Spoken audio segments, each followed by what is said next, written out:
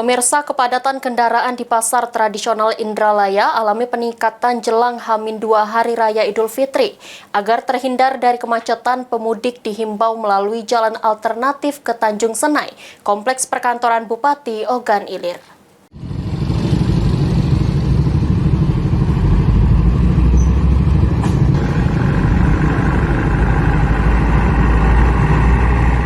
Kepadatan kendaraan yang melintas di Jalan Lintas Timur Indralaya menuju Kayu Agung terlihat sejak H-3 Lebaran. Kepadatan kendaraan yang terjadi dikarenakan adanya pasar tradisional Indralaya yang mengalami peningkatan aktivitas jelang H-2 Hari Raya. Selain kepadatan juga disebabkan adanya persimpangan jalan desa.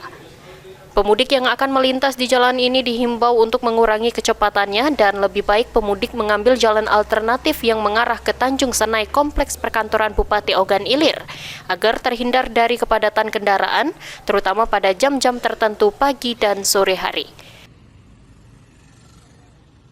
Kepada masyarakat khususnya yang lagi mudik, kalau melintasi seputaran pasar Indralaya, silakan untuk mengurangi kecepatan karena kepadatan kendaraan arus lalu lintas dikarenakan ada keluar masuk kendaraan yang keluar dari pasar Indralaya.